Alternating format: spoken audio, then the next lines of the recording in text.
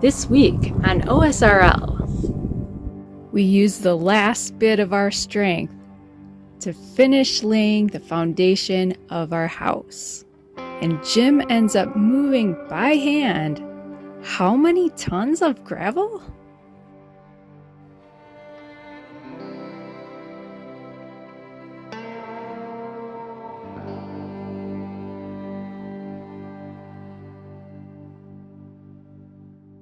So I'm still working on this basin. I got all those weeds removed, got those out of there. And now I just want to backfill around where we're putting these bags. We still got to add some buttresses here. So I want to make sure there's plenty of dirt around here, that it's all compacted nice and tight, just so that none of this dirt ends up getting washed away and have anything collapse. So I got a lot of dirt to move in over here. We're going to tamp that down real tight and give it a nice area to build on.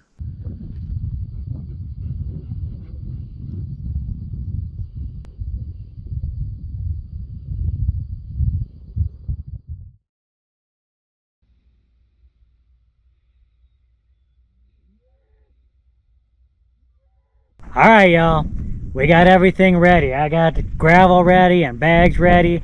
Jess is out here right now, and we're gonna finish up this foundation, y'all. It's about time. It's a lot of work, and we're about ready to put this thing to bed. Excuse the wind. You ready to do this? Oh! All right, let's knock this out.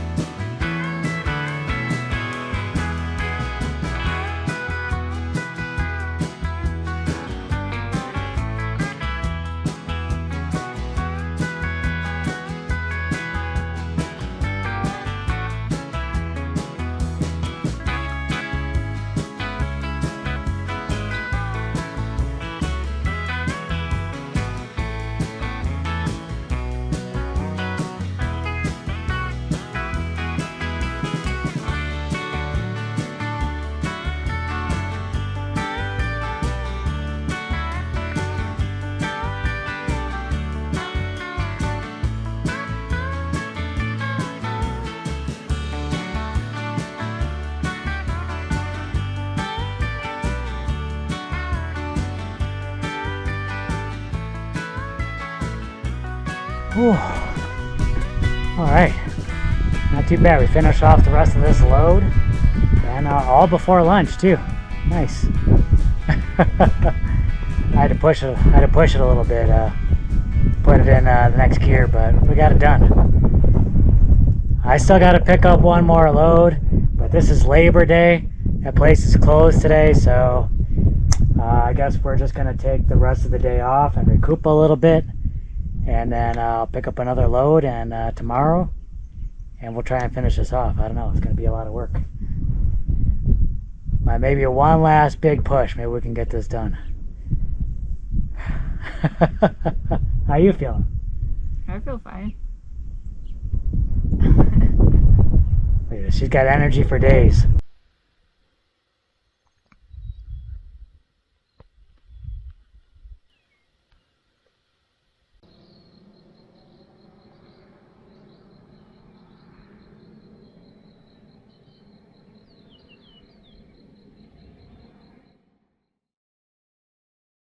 Well, we caught us another rattlesnake, y'all, and it's a big one. Usually we can just toss them in a little white bucket, but this one was way too big, and I got out of there real easily, so we had to use a big black garbage can. But whenever we get one of these things, it's catch and release if we can.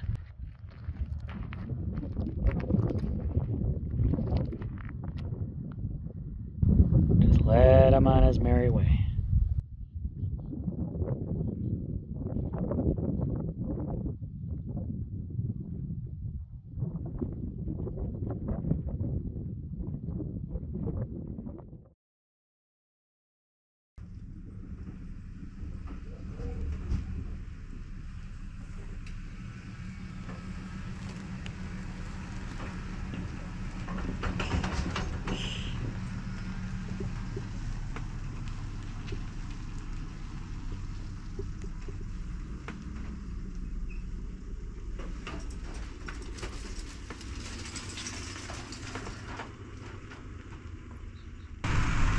Dirty time.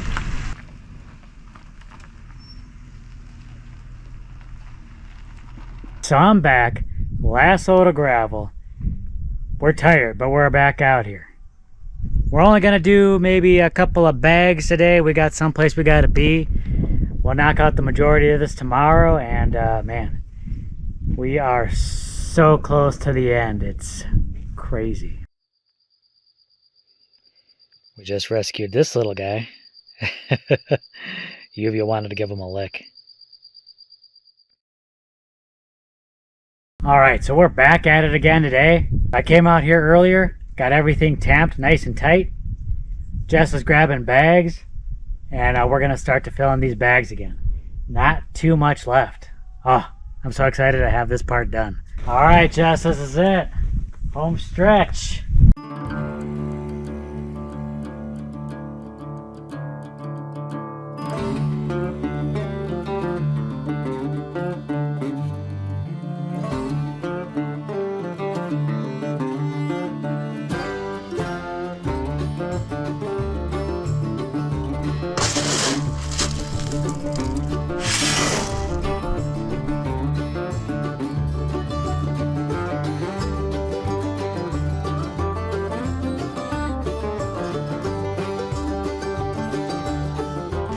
I, for one, am ready for lunch.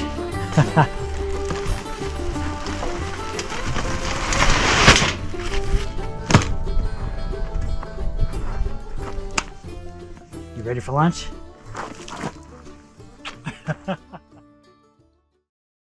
You may not know this about me, but I am in the Gen X age group. I've just been kind of reminiscing a bit about sort of the past. I've even joined some Gen X groups on Facebook.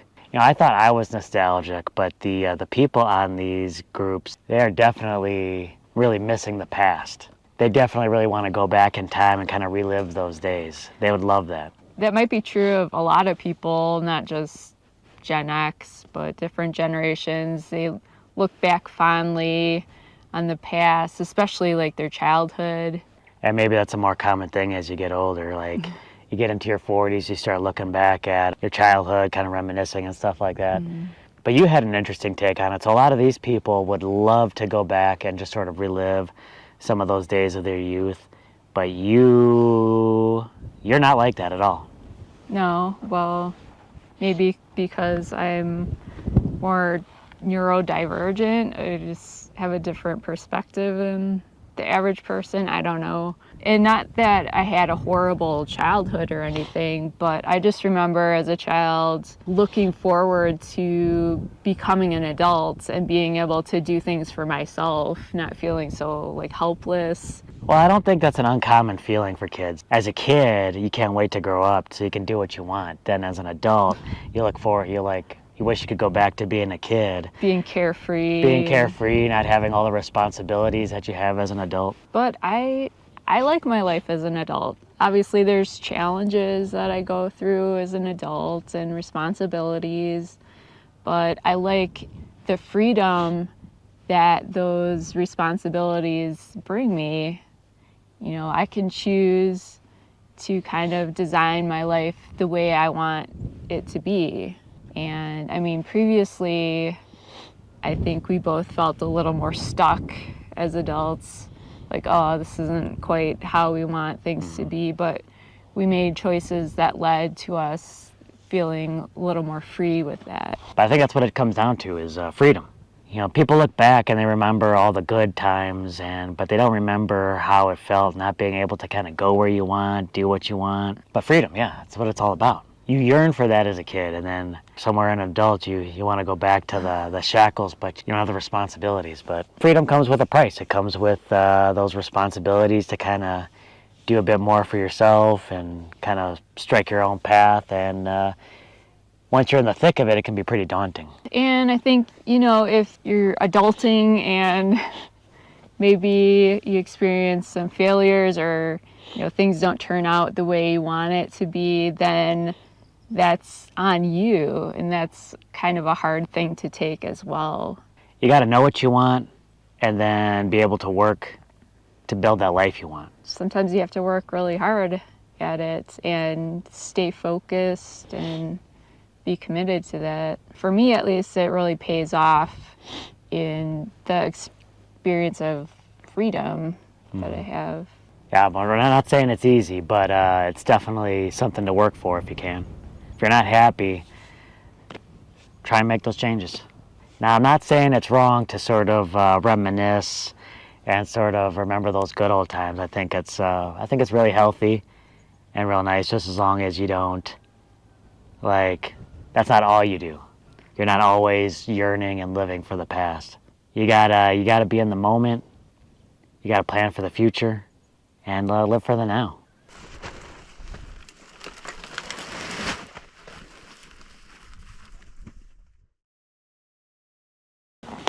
Oh, it feels good to sit down, even if it's a hard, rocky surface. Man, I am glad to be done shoveling gravel. Altogether, it was like 15 tons of gravel to get into these bags. Yeah, but you were moving it like multiple times. At least twice into the cart and then into the bag, so I guess 30 tons altogether. One shovelful at a time. And I was really pushing myself. I really wanted to get this done for this video, so I was really pushing myself toward the end. Probably got dehydrated a little bit. I was moving real sluggish toward the end. Nothing real bad, nothing. Getting in the shade and getting a little water didn't help. I'm pretty tired though. Pretty tired physically, and I just need more sleep. And Yuvia's here. She wants to sit down too. Man, but it's done and it feels good. I still got to do some tamping, but it's pretty much in there. I'm excited. Is it a relief that we're done with this part? Yeah, but here we are. I think the next step will be actually putting the roof on this thing, I believe. I also have to screen the area around here to make sure nothing digs underneath the house. But the foundation is done, so, you know, give us a big thumbs up for having this nice, cool foundation done. And then we'll catch you in the next video, y'all. All right, bye.